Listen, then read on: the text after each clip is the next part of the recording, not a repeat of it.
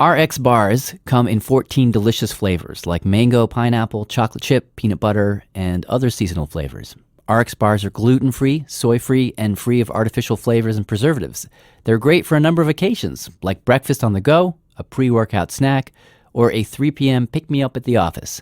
RX Bar just debuted a new RX Nut Butter. Each single-serve packet contains delicious, creamy nut butter with 9 grams of high-quality protein and comes in 3 flavors: honey cinnamon peanut butter, and vanilla almond butter. It's squeezable and spreadable and pairs great with fruit, rice cakes, pretzels, or straight out of the pouch. For 25% off your first order, visit rxbar.com/unerased and enter promo code unerased at checkout. Casper is a sleep brand that continues to revolutionize its line of products to create an exceptionally comfortable sleep experience, one night at a time. With 3 mattress models, the original Casper, the Wave, and the Essential, Casper mattresses are perfectly designed to soothe and cradle your natural geometry. Not to mention, the breathable design helps you sleep cool and regulates your body temperature throughout the night. And it's delivered right to your door in a small, how-do-they-do-that sized box with free shipping and returns in the US and Canada. But the best part is that you can be sure of your purchase with Casper's 100-night risk-free sleep-on-it trial. After all, you spend 1/3 of your life sleeping, so you should be comfortable. Get $50 towards select mattresses by visiting casper.com/unerased and using unerased at checkout. That's casper.com/unerased. Offer code unerased for $50 off your mattress purchase. Terms and conditions apply. This is Unerased, a new podcast that reveals the hidden history of conversion therapy in America. I'm Jad Abumrad. This is episode 3. Let's start this episode by talking about one of the great successes in psychology.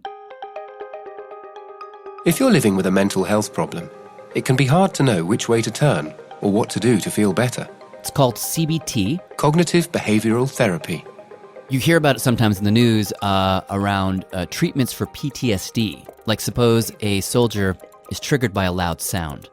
Well, what the therapist will sometimes do is take that same sound, play it for the person over and over, but under less and less stressful circumstances, until gradually over time, the sound gets less stressful. CBT focuses on goals and focuses mostly on the present day and things that are affecting you in your life now. These kind of techniques can help people with gambling addiction stop gambling, people who smoke stop smoking. It is a hugely important wave in psychotherapy. It's often called the second wave. Freud was the first. This is the second.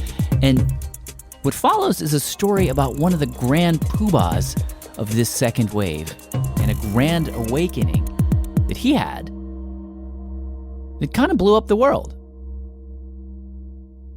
Okay, maybe that's overstating it, but I don't know. So start from all you know about Jerry. So Jerry is a god. Case in point, this guy. This is David Teisler. We bumped into him digging through some archives at the Association for Behavior and Cognitive Therapy Central Office. My colleague Shima Oliai and him were hunting around for some tapes. And while they were, he sort of offhandedly mentioned that, Jerry, he's trained practically everybody in the field. We have this thing called, there's this river tree, and it basically plots the several different people from whom almost every single contemporary psychologist came from. Jerry's one of the 6. He's a god because of how many people own their careers to him. You might call him one of the 6 cardinal bishops of contemporary psychology. My name is Sigmund Freud. Yeah. It's Gerald, Gerald, middle initial C, last name Davison, Davison, professor of psychology, University of Southern California. Jerry grew up in the 1940s, Orthodox Jewish household. playing stickball in the streets of Boston at a time when the streets were pretty empty because of the war. I was a good little boy and didn't get into trouble and, Says he was kind of a quiet kid, wasn't a particularly cheerful child, I would say. analytical, watchful. Anyhow, Jerry eventually finds himself one day working In a ham factory. For me, that's wonderfully different. in a ham. Did you say like ham and and like ham ham and and egg? eggs. Ham. Whoa, okay. Kind of a weird place for a Jewish kid to be, but there he was. So I had a job in the graveyard shift that would start like at midnight and go until 8 a.m. One day he is at the ham factory, or maybe on his way to the ham factory, bored. What was there to do? So I was reading. Somehow I settled on Freud's introductory lectures at Clark University that he gave in the early 20th century. So he's reading Freud in the ham factory, reading Freud's lectures, and something about it hooks him, but also horrifies him. This book made a profound impact on me. I started my professional activity as a neurologist, trying to bring relief to my neurotic patients. Okay, so this is Freud that you're hearing right now. Don't know what the hell he's saying. Apparently this is the only recording of him that exists. About the unconscious. He's talking about the unconscious. You can kind of make that word out. Neurose. And Jerry says the whole idea that you could like peel back the layers of a human psyche. It was absolutely, almost voyeuristically fascinating. At the same time, he says, I felt like some of the things Freud was saying, Out of these findings, which is kind of weird. How can Freud say, if you dream of a train going into a tunnel, you're really dreaming of having sex with your mother?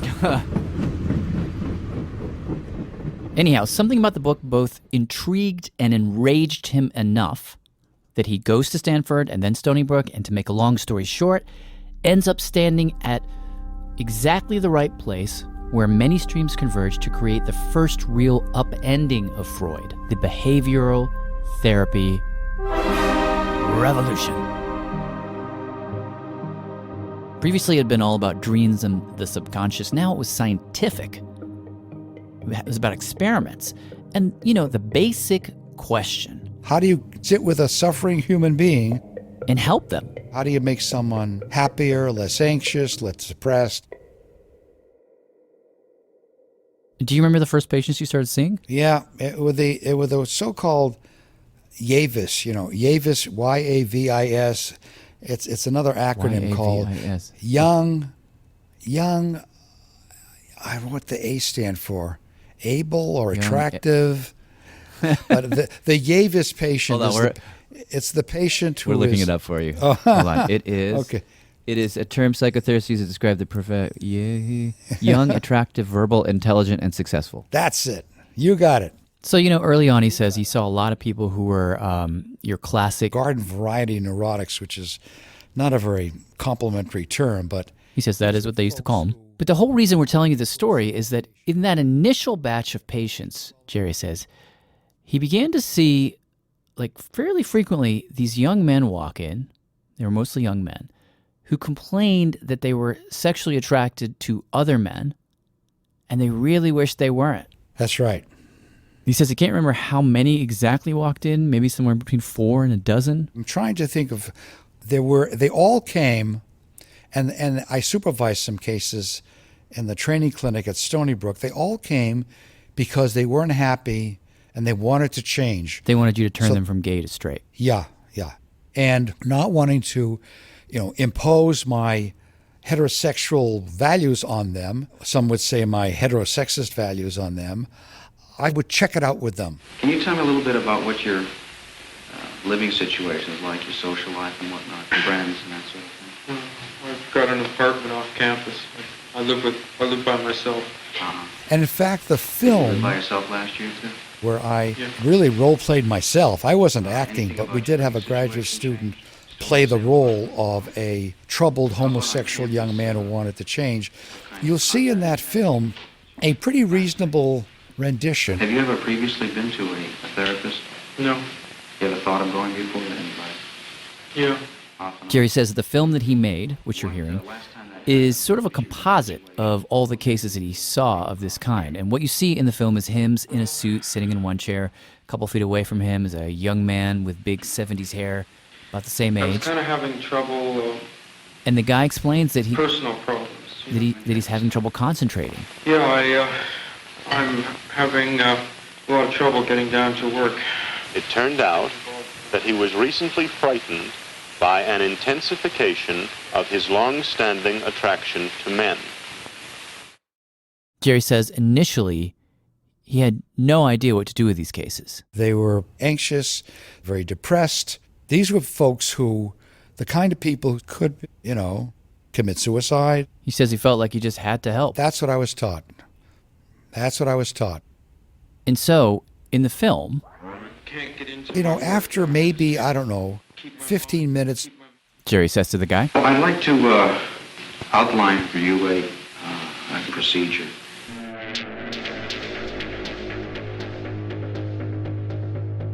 Now, before we actually get into that procedure, just a little bit of context is necessary. I know that inside now I'm sick. I'm not sick just sexually. I'm sick in a lot of ways. At the time, Jerry was not the only therapist in this situation. There were a lot of therapists all around the country trying to, quote, help their gay patients. Homosexuality is, in fact, a mental illness. Anything that we can do to prevent future generations from suffering this affliction must be done.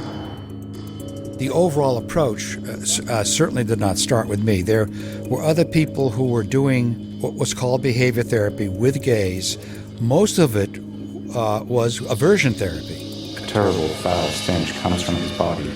The odor is so strong. Which was applying electric shocks when they saw pictures of same-sex people, or making them nauseated with injections. You vomit again and again all over everything. Jerry remembers one of the leading aversion therapists coming to Stony Brook, where he was training at the time, to give a lecture. And the guy showed 16-millimeter films of how it was done. The psychologist now puts the slide of an attractive male on the screen. The film showed researchers hooking up gay men to electrodes. To their fingers or their forearms. Showed them pictures of men. Naked men. If the patient fails to switch it off, he'll get a shock. And then they would shock them. Hurting them, inflicting physical pain. They'd then show him another slide of a naked gay man, do it again. So he comes to associate the male slides with anxiety and pain. This bothered me just personally. It bothered the idea of intentionally inflicting physical pain on other people. I just worried about it. It was cringeworthy. Interestingly, Jerry doesn't fault the researchers who administered those shocks. Picture, they were like dentists before Novocaine.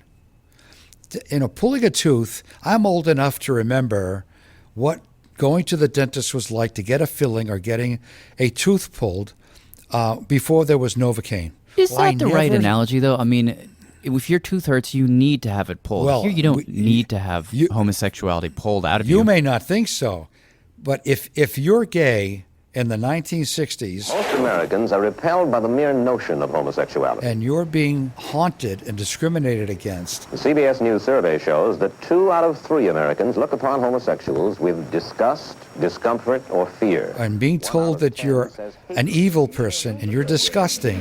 These people need help. And so what Feldman was trying to do... Feldman was a leading aversion therapist. He was the guy that showed that film. He was doing the best that he could, given what was available knowledge. You think they were just trying to help the patient? Yeah. That's why I don't demonize him.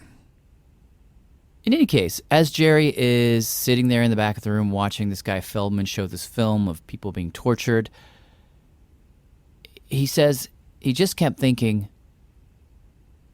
geez, do we have to do it this way? But people were saying, well, but it works. And that's what the literature was telling us.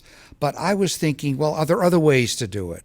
And so what Jerry decided to do was take the basic idea of aversion therapy and flip it. So what am I supposed to do now? I'm supposed to...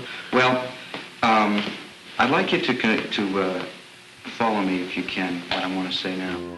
And this is what you see in the film. He basically tells the patient, here's what I want you to do.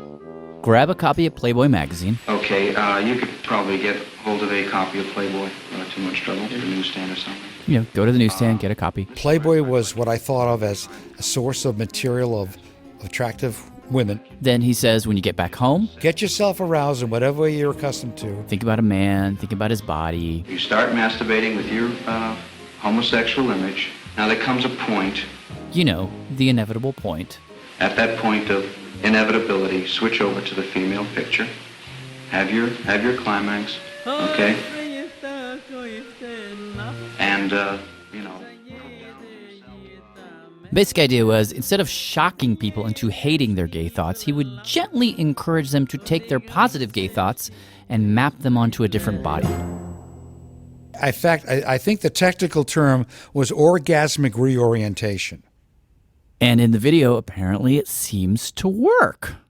In the video, Jerry checks in with him about 10 times, and the guy tells him at first it was really hard for him to finish the deed while looking at female pictures, but then it got easier and easier, until finally, after about 10 of these sessions, I really feel like I'm really getting into it now. What happened was, every time I masturbated, I found now that I can go straight through without any trouble. You know what? do you like what's happening? I think the thing I like most is I now see some direction. I feel myself moving towards something as opposed to not knowing which way I was going to go.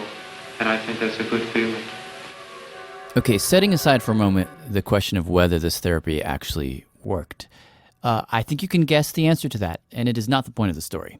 What happens next is that this therapy takes on an entirely surprising and consequential life of its own. And that's after the break. I'm Jad Abumrad. Unerased will continue in a moment.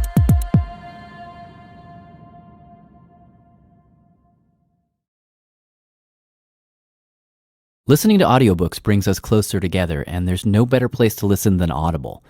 Audible has the largest selection of audiobooks on the planet, and now Audible members get even more. Exclusive audio fitness programs, audiobooks, and Audible originals with custom-made content. Start a 30-day trial and your first audiobook is free. Go to audible.com/unerased or text unerased to 500-500. That's audible.com/unerased or text unerased to 500-500. You can do it with audiobooks. Care Of is a monthly subscription service that delivers personalized vitamin and supplement packs right to your door. Just take the fun online quiz and find out in 5 minutes what vitamins and supplements you specifically need. Then they'll be sent to you in easy-to-remember daily packs. There are even vegan and vegetarian options to match your dietary needs.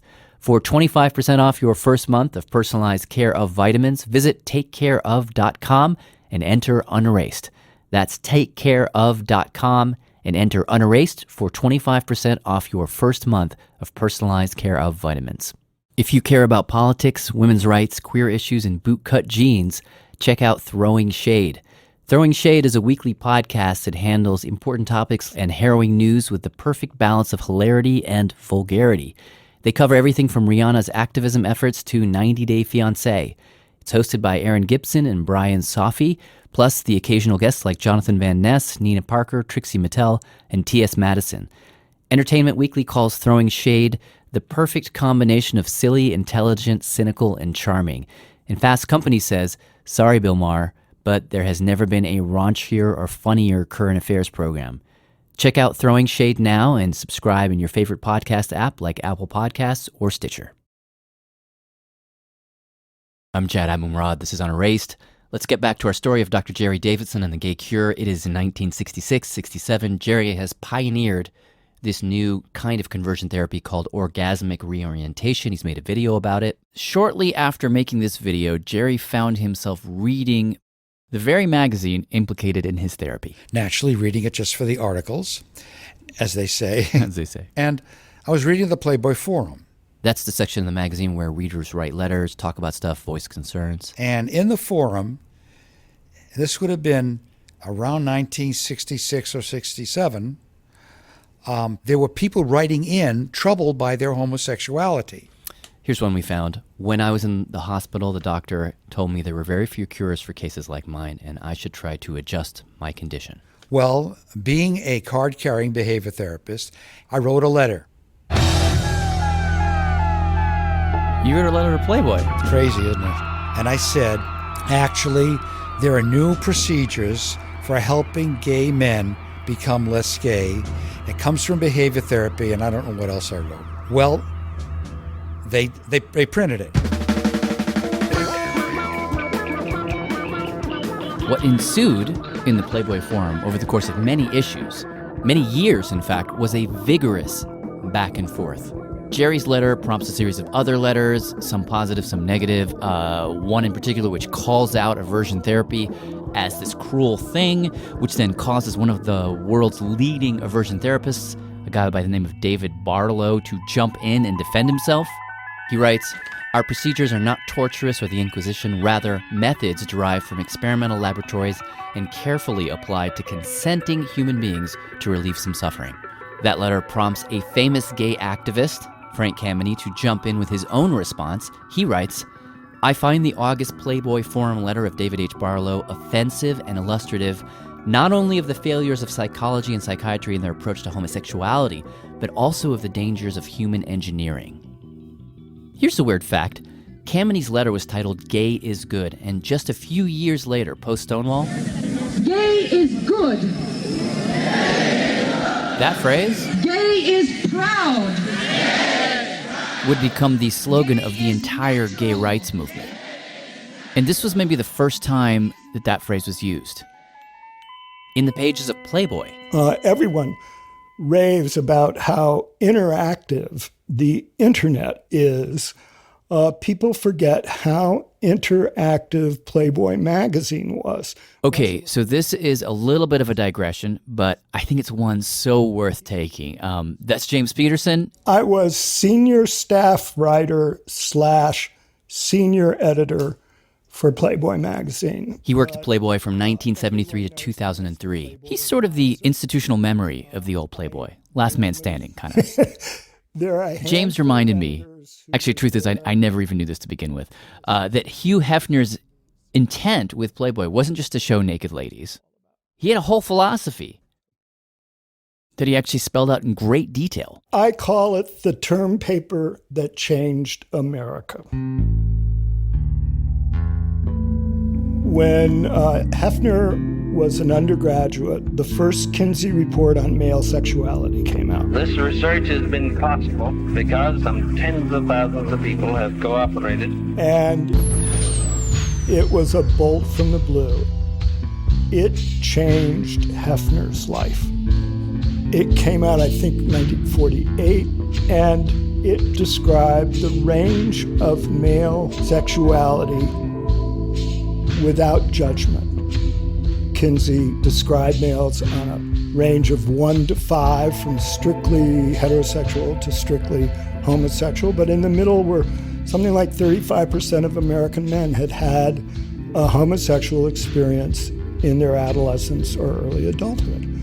So the straitjacket was released.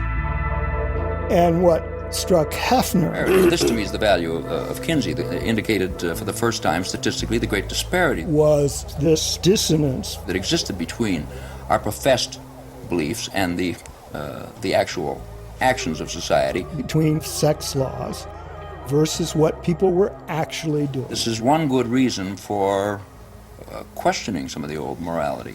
And so when Hefner started Playboy, along with the magazine and Playmates, and along with all of the televised parties from the Playboy Mansion. And welcome. I'm Hugh Hefner, your host. We're glad you're here, too. Along with all that, James says he wrote this constant stream of essays. Monthly installments. One essay a month for 2 years, like really long essays. On capitalism, religion, essays on the history of sex. Collectively, it became known as the Playboy philosophy. The philosophy really, I think, is an anti-Puritanism. And James says behind the scenes, through the Playboy Foundation, we were funding court cases that advanced gay rights, abortion rights, birth control rights. And James says the Playboy Forum was part of that whole initiative. Right after he finished that 2-year sort of chain of essays, Hefner then created that space in the front of the magazine for people who had nowhere else to turn.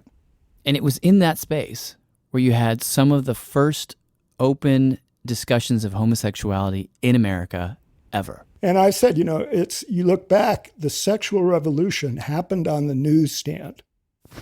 Testing. 1, 2, 3, 4, 5, 6, 7, 8. Okay, back to Jerry's story. Recording of a workshop by Gerald C. Davison, October 6, 1972, New York Hilton. Playboy letter episode aside, Jerry continued to push his Playboy therapy, and in fact, he says, among therapists, technique kind of started to blow up. And in 72, he ends up getting invited to give a workshop. I want to at the yearly convention. Present to you some ideas and data and whatnot from our point of view as we have been working with homosexuals. We're going to skip over the actual specifics of that workshop. Well, I think it's clear that we have solved all the problems that this field has. So. Because what's more consequential... Thank you. This was enjoyable for me. ...is what happens after the panel. Jerry is hanging out, waiting for the room to clear, and this young man walks up to him. Chubby. He was a little chubby, about my age. Jerry was 33 at the time. Very pleasant, very friendly, a lot of smiles. I don't recall if he had a beard. He came up to me and introduced himself as a graduate student at Rutgers. And he said, I heard your talk. I thought it was interesting. I'm actually giving a talk myself the next day. Do you mind if I hand out some flyers for it? And I said, I don't mind at all, of course. The decision was made to attack what we called the gatekeepers of American attitudes. This is Charles Silverstein. He was that young therapist in training with the flyer.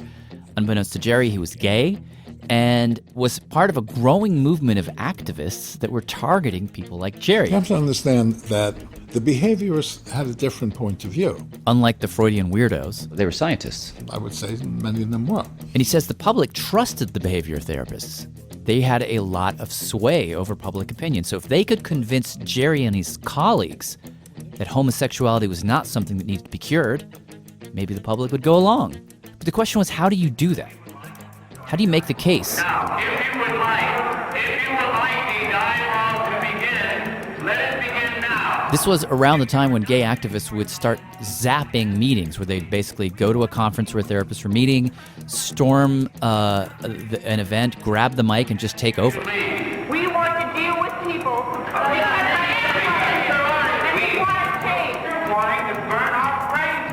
Charlie's sense was that this gonzo approach was not going to convince the people that needed convincing, like Jerry. And so when he approached Jerry after that workshop... Very polite and friendly. Simply handed him a flyer, said, hey, me and a few folks are doing a thing, come by. See, Charlie says he just had a sense. His heart was in the right place. And so he thought, maybe I'll take a different approach with this guy. I remember looking at the flyer and seeing, it's those radical gay activists, all these troublemakers. I mean, I've been called in my career, I've been called a Nazi and a fascist. And so I remember looking at the flyer, saying to myself, well, there's no way I'm going to go to this.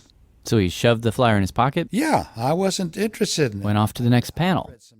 The following day, final day of the conference. Sunday morning, checked out of the hotel, and I was on my way to leave for Penn Station to go back out to Stony Brook. And he says on his way out, he kept bumping into colleagues who were like, hey, great workshop, love your Playboy therapy thing. And so he'd stop and he'd chat. And at one point, I looked at my watch. And you realized, damn it. I could not make it down to Penn Station. I was going to miss the train. And I thought, the next train doesn't leave, 3 hours later. Suddenly had some time to kill. And for whatever reason, the thought pops into his head. Oh. That kid from Rutgers with the flyer. Maybe I'll go. I pulled out the flyer he gave me. I hadn't thrown it away. And I found the room. And I went to the room. And it was a madhouse. So the room was electric in the sense that it was absolutely packed. Charlie and two other gay therapists were on stage. There were maybe a few hundred people in the audience. Although it may seem incredible to you, they had never heard a gay person speak at a convention. I mean, they'd maybe seen gay people interrupt the convention, but never take part. So in my Hollywood imagination of this moment, people are shouting, they're waving. No. Charlie says this time he worked very hard to keep it respectful. Okay, so it's cordial but fierce. I was at the top of my form. When it came time for him to speak, Charlie says he took aim at that idea he'd heard people like Jerry repeat over and over again. I only work with people who want to change. So what's the big deal? That idea. Here's what he said that day. We asked him to read the remarks. The discussion of male homosexuality.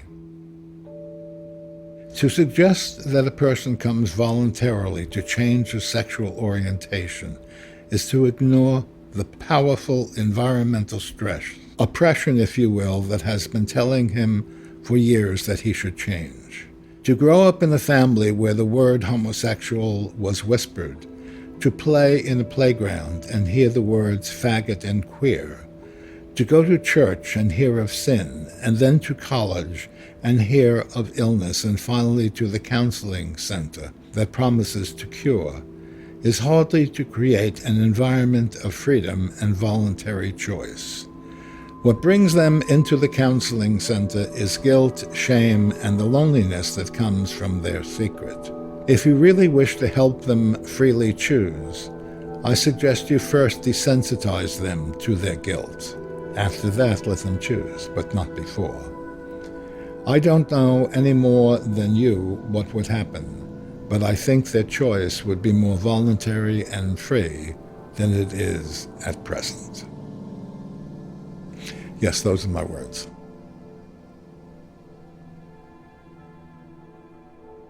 Do you remember how those words hit you? It affected me very deeply. It affected me very deeply.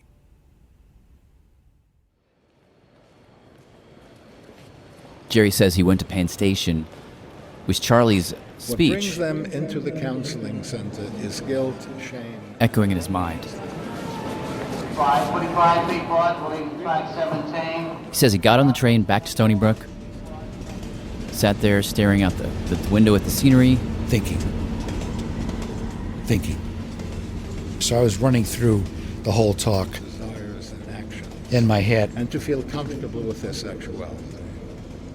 After that, let them choose, but not before. And he says by the time he got to Stony Brook, he felt something change in him. I went to school the following day. I know I began to talk to people about what I had just heard at the convention and how it's gotten me to thinking. He says he was teaching a series of undergraduate classes at that time, and he would get up in front of those classes and for the first time think, what if some of these students are in the closet? Talking to people, mulling things over, talking to students, I began to think, no, what I've been doing was absolutely wrong. Meanwhile, his film on the Playboy therapy was still making the rounds, still gaining converts. Oh, yeah. People love the film. The film had been out for a year already, and by the time the film began to be shown, I was already wishing that it wasn't being shown, that I had no control over it. 1973, a couple months after that convention, Jerry gets nominated as the president of the AABT, the gigantic organization that had thrown the conference he'd just attended. He becomes one of the youngest presidents ever. And the following year, he was due to give the presidential address. This is where things come to a head. The conference that year was held in Chicago. It came at a time of great fervor and foment. He says in the days and months leading up to the conference, people on the radical left were calling us fascists and Nazis, and they were publishing circulars with our home addresses. Someone published your home address? Absolutely. I was president of the association at the time. I remember we all had walkie-talkies, and we hired plainclothes people and Chicago police because we were that afraid of violence. Set the scene. When you give the speech, how big is the room? Big room. Big ballroom. A couple hundred people? 1,000. And these are all therapists? Yeah. And how are you feeling before the speech? Very nervous. Terrified. He says before the talk, he'd actually met Charlie at a diner and told him about the speech he was going to make. I remember him saying, you know that your reputation may suffer. But you have to remember that in those days, if you said something positive about a homosexual, people would suspect you. People may think that you're gay. Oh, he must be gay. That's why he's saying it. He warned me.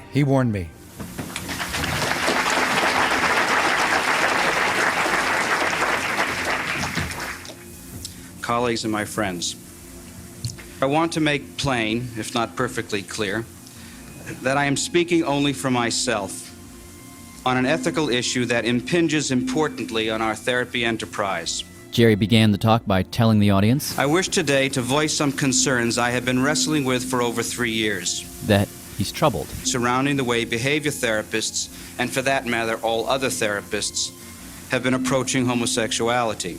That he, like a lot of the therapists in the audience, have been approached by clients, gay men mostly, who want their help to be made straight. People who relate to us that they are troubled by their homosexual behavior or feelings. But then he asks Silverstein's question.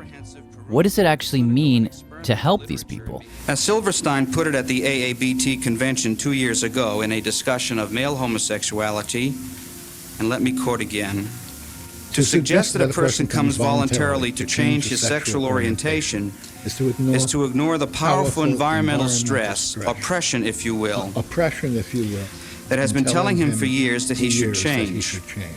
To grow up in a family where the word homosexual was whispered. He quoted you in that speech. Yeah. What was that like? I was quite pleased. Continuing the quote from Silverstein. What brings them into the counseling center is guilt, shame, and the loneliness that comes from their secret. In other words, Silverstein suggests that we must go back in the causal network and ask ourselves as determinists, what are the determinants of the client asserting to you that he or she wants to change? Jerry then delivers the simple point, which is that the problem that these people are asking us to solve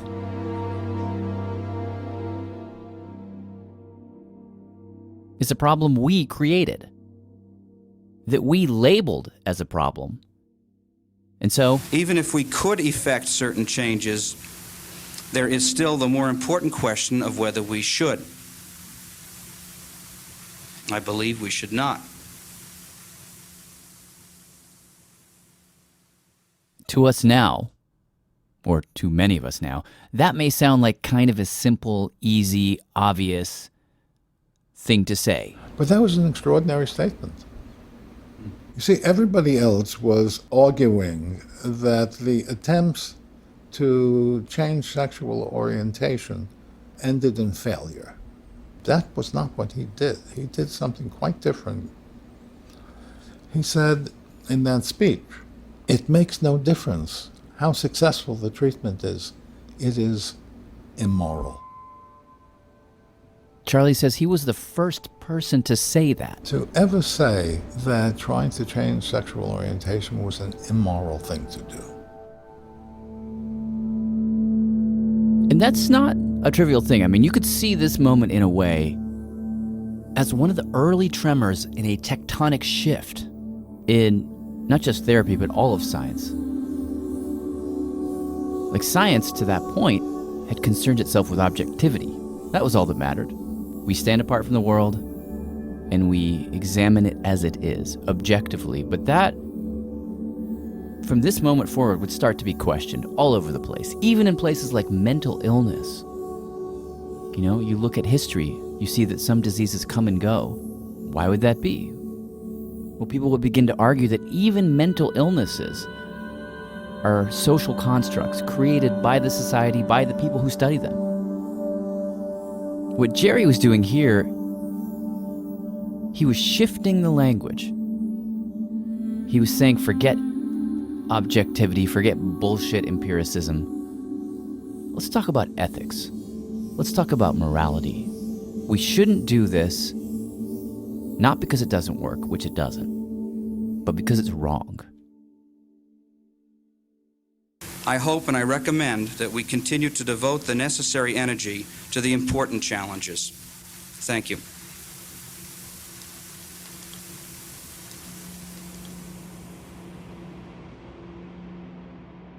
You write about that moment, like as you were talking about how like the air felt in that moment. You write, friends commented afterwards that one gets that kind of silence when everyone in a room full of 1,000 people stops breathing at the same time.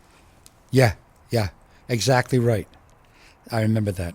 I just remember that, like, what are they going to do when I say this? And it turned out that what they were doing was holding their breath. They do eventually clap. But afterwards, Jerry says, at the reception, He walked in and it was like parting the Red Seas. Nobody wanted to talk to him. They're all looking at me. And I remember one person, I will not name him, he came over to me and shook my hand, then he bent over and gave me a kiss on the cheek. Well, didn't you like that?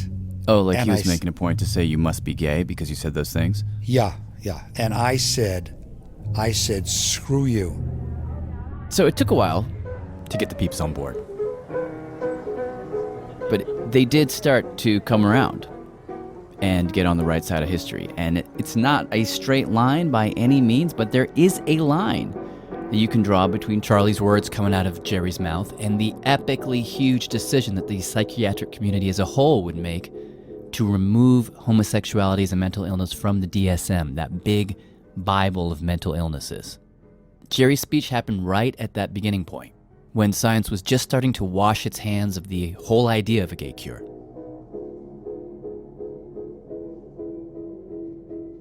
And what's interesting, I find, just as one final thought, you could read this entire story as a sort of prelude. Psychotherapists were basically ready to say that homosexuality was not an illness by about 1986.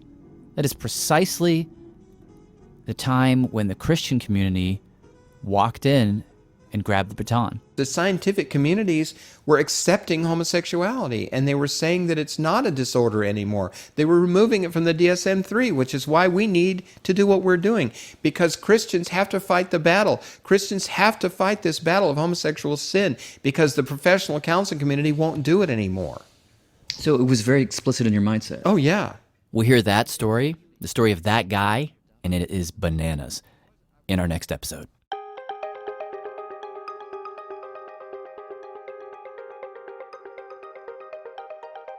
The Unerased team is Kat Aaron, Shima Oliai, David Craig, Garrett Conley, and Alice Quinlan.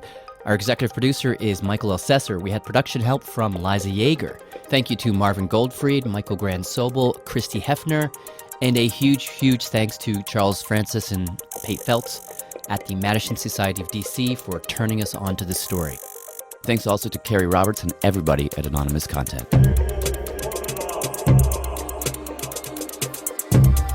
Unerased is produced by Focus Feature, Stitcher, and Limina House in association with the Focused film Boy Erased. I'm Jad Abumrad.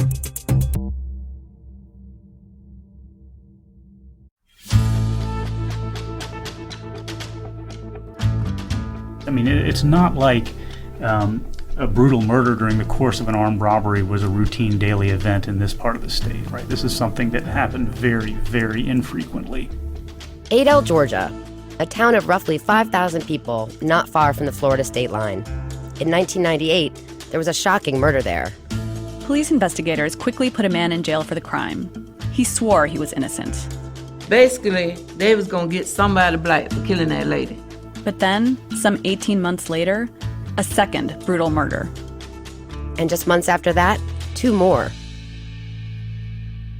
You see something savagery like that, it's like, somebody that does that is a straight psychopath.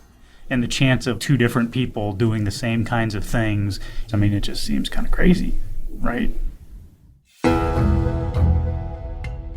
I'm Jordan Smith. And I'm Liliana Segura. We're reporters for The Intercept. Together, we have more than 30 years of experience investigating wrongful convictions.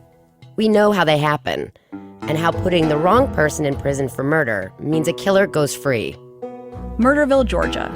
Subscribe now on Apple Podcasts or wherever you listen.